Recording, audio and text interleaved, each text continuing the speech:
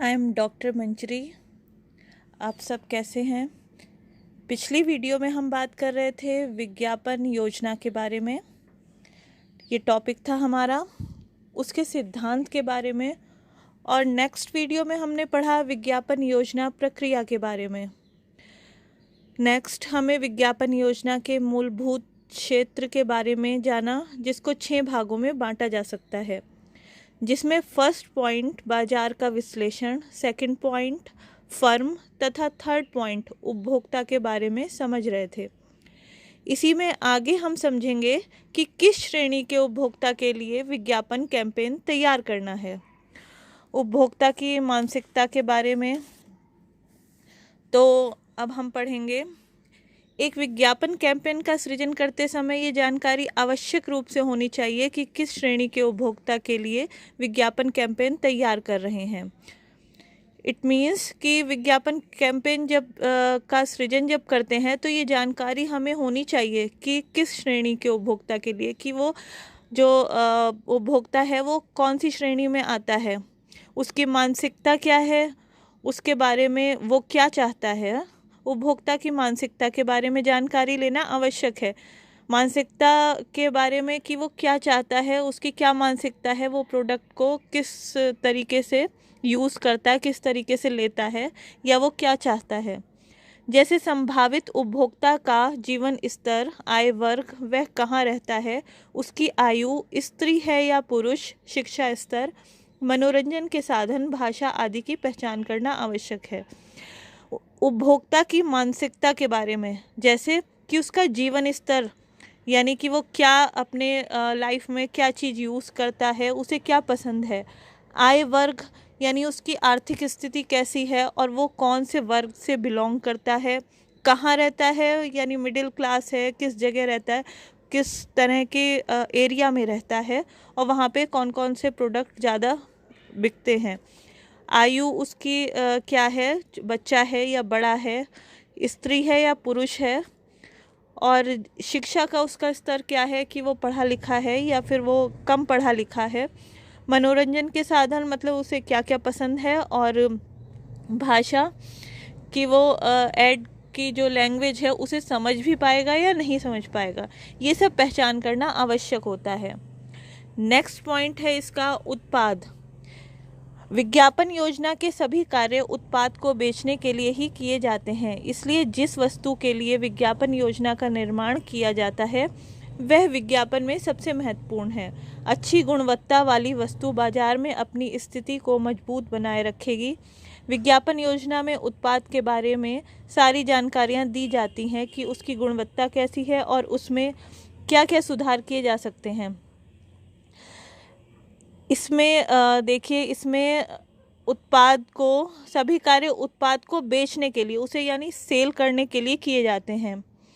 इसलिए जिस प्रोडक्ट के लिए विज्ञापन योजना को बनाया जाता है वह विज्ञापन में सबसे इम्पॉर्टेंट है। अच्छी गुणवत्ता वाली, यानी अच्छी क्वालिटी वाली, जितनी अच्छी क्वालिटी वाला प्रोडक्ट बाजार में अपनी स्थिति को मजबूत रखेगा वो उतना ही ज़्यादा बिकता है। अगर क्वालिटी अच्छी होगी तो वो उतना ही ज़्यादा बिकेगा, नहीं तो लोग एक बार लेंगे और नेक्स्ट टाइम उसे नहीं लेंगे, चेंज कर देंगे। विज्ञापन योजना में उत्पाद के बारे में जानकारियाँ दी जाती हैं। जो प्रोडक्ट होता है उसके बारे में जानकारियाँ दी जाती है कि वो किस तरह का प्रोडक्ट है, उसमें क्या क्या है, उसकी गुणवत्ता कैसी है, यानी कि उसकी क्वालिटी कैसी है, उसमें क्या चीज़ें यूज़ करी गई हैं और उसमें क्या क्या सुधार किए जा सकते हैं, उसमें क्या ऐड करना है, उसमें से क्या रिमूव करना है, जो उपभोक्ता की मानसिकता को, उपभोक्ता के बारे में, जैसे उपभोक्ता को जो पसंद है उसके अकॉर्डिंग उसमें क्या ऐड करना है और क्या रिमूव करना है। नेक्स्ट पॉइंट है आपका प्रतिस्पर्धी, यानी कॉम्पिटिटर। प्रतिस्पर्धी का विश्लेषण करते समय इस बात पर ध्यान दिया जाता है कि बाजार में उसका वास्तविक प्रतिस्पर्धी कौन है। बाजार में उस प्रकार की वस्तुएं बनाने वाली और भी कंपनियां होंगी, उनमें मुख्य कौन सी है जिनका बाजार पर नियंत्रण है, वे उसकी वास्तविक प्रतिस्पर्धी है। इट मीन्स कॉम्पिटिटर का विश्लेषण, यानी उसके बारे में बताते हुए इस बात का ध्यान दिया जाता है कि बाजार में रियल कॉम्पिटिटर कौन है उसका, मतलब उसके जैसा ही प्रोडक्ट जो दूसरा बना रहा है वो उसका रियल कॉम्पिटिटर होगा। उस तरह की वस्तुएं ही बनाने वाली और भी कंपनियां होंगी। जो प्रोडक्ट आपका है, जो वस्तु आपकी है, उसी तरह की सेम वस्तु बनाने वाली और भी कंपनियां होंगी। उनमें से जो मेन है, जो पहले से चल रही है और जिसका बाजार पर कंट्रोल है, वो उसका वास्तविक प्रतिस्पर्धी है, वो उसका मेन कॉम्पिटिटर है। जो प्रोडक्ट आप सेल कर रहे हैं, आप सेल करना चाह रहे हैं, वैसा ही जो दूसरा बाजार में प्रोडक्ट है वो उसने कितना बाजार पर नियंत्रण कर रखा है, वही उसका रियल कॉम्पिटिटर है। नेक्स्ट पॉइंट है आपका विज्ञापन लक्ष्यों का निर्धारण। लक्ष्य मीन्स गोल, इनका निर्धारण करना। जो आपने सोच रखा है कि हमारे जो विज्ञापन हैं उनका लक्ष्य क्या है हमारा, कि हमें उससे क्या क्या अचीव करना है, उससे हमें क्या क्या उससे हमें पाना है। जो हमारा गोल है, एक मेन टारगेट लेके जो चलते हैं कि हमें इतनी जगह इतनी अपना प्रोडक्ट को सेल करना है, और ये सब चीज़ें जो होती हैं वो टारगेट में आती हैं। इसमें देखेंगे विज्ञापन योजना का कार्य अधिक बेचने में सहायता करना है। ब्रांड का विश्लेषण करने से प्राप्त होने वाले तथ्यों को आधार बनाकर भविष्य की विज्ञापन योजना बनाई जाती है। बाजार के विश्लेषण द्वारा प्राप्त तथ्यों को आधार बनाकर विज्ञापन लक्ष्य निर्धारित किए जाते हैं। विज्ञापन योजना के भिन्न भिन्न उद्देश्य हो सकते हैं। इट मीन्स इसका कार्य इस अधिक बेचने में सहायता करना है, यानी प्रोडक्ट को अधिक सेल करने में सहायता करना है। ब्रांड का एनालिसिस करने से जो फैक्ट निकलते हैं वो उसका बेस बनाकर फ्यूचर की विज्ञापन योजना जो है वो बनाई जाती है। उसका एनालिसिस करके, ब्रांड जो है उसका एनालिसिस करके कि उसमें क्या हमें करना चाहिए, क्या नहीं करना चाहिए, उन्हें फैक्ट बना के उसके बेस के आधार पर आने वाले फ्यूचर में विज्ञापन योजना बनाई जाती है। बाजार के एनालिसिस द्वारा जो फैक्ट बनाए जाते हैं, बनाकर विज्ञापन का जो टारगेट होता है वो निर्धारित किया जाता है। विज्ञापन योजना के अलग अलग ऑब्जेक्टिव हो सकते हैं, जैसे कि नंबर 1, अपने उत्पाद या ब्रांड के प्रति उपभोक्ता की जागरूकता के स्तर और जिज्ञासा को बढ़ाना। यानी अपने प्रोडक्ट या ब्रांड के प्रति उपभोक्ता यानी जो खरीद रहा है उस प्रोडक्ट को, उसमें अवेयरनेस और क्यूरियोसिटी पैदा करना, कि अवेयरनेस पैदा करना कि हाँ उसमें क्या है, और क्यूरियोसिटी की उसमें क्या क्या चीज़ें हो सकती हैं, और अवेयरनेस जागरूकता पैदा करना। नेक्स्ट पॉइंट नंबर 2, उत्पाद के प्रति उपभोक्ता की धारणा और रुख को बदलना। जो प्रोडक्ट है उसके प्रति उपभोक्ता की धारणा को बदलना, चेंज करना, कि अगर वो प्रोडक्ट खरीद रहा है तो फिर वो क्यों खरीदना चाहिए उसे, उसकी धारणा को बदलना।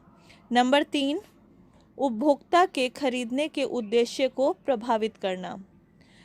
उपभोक्ता के खरीदने के ऑब्जेक्टिव को इफ़ेक्टिव करना, कि हाँ क्यों उसे उसका उद्देश्य को प्रभावित करना चाहिए, कि क्यों खरीदना चाहिए, उसमें क्या क्या क्वालिटी है उसके अकॉर्डिंग, उपभोक्ता के अकॉर्डिंग। नंबर 4, वस्तु के परीक्षण प्रयोग के लिए उपभोक्ता को प्रेरित करना। प्रोडक्ट की टेस्टिंग के लिए, एक्सपेरिमेंट के लिए उपभोक्ता को इंस्पायर करना। 5th पॉइंट है वस्तु का प्रयोग एक बार करने के पश्चात बार बार प्रयोग करने की आदत डालने के लिए उपभोक्ता को प्रेरित करना। वस्तु का प्रयोग एक बार करने के बाद जिससे वो दोबारा उसकी हैबिट पड़े उसी चीज़ की, इसलिए उपभोक्ता को प्रेरित करना, इंस्पायर करना, कि आप एक बार वो प्रोडक्ट को यूज़ करता है तो उसे अच्छा लगता है तो वो बार बार उस चीज़ को खरीदता है, उसकी आदत पड़ जाती है उसी चीज़ को लेने की और उसे यूज़ करने की। नंबर 6, अन्य वस्तुओं से उपभोक्ता को अपनी वस्तु की तरफ परिवर्तित करना। जो अन्य प्रोडक्ट हैं उससे उपभोक्ता को अपनी वस्तु की तरफ यानी अपने प्रोडक्ट की तरफ कन्वर्ट करना। 7th पॉइंट है बिक्री बढ़ाना, यानी इंक्रीज सेल्स, यानी कि जो बिक्री है उसकी प्रोडक्ट की सेल्स वैल्यू जिससे बढ़े। नंबर 8 है संभावित बाजार की पहचान करना एवं बाजार के हिस्से को पकड़ना, पोटेंशियल मार्केट की को रिकॉग्नाइज करना, पहचान करना, और बाजार के पार्ट को पकड़ना कि इस पार्ट में हम ये अपना प्रोडक्ट सेल करेंगे और हमारा ये प्रोडक्ट जो है इस पार्ट में हमारा ही प्रोडक्ट बिकना चाहिए, हमारे जैसा कोई दूसरा प्रोडक्ट ना बिके। आज की वीडियो यहीं ख़त्म करते हैं। नेक्स्ट वीडियो में इसके बारे में और जानेंगे।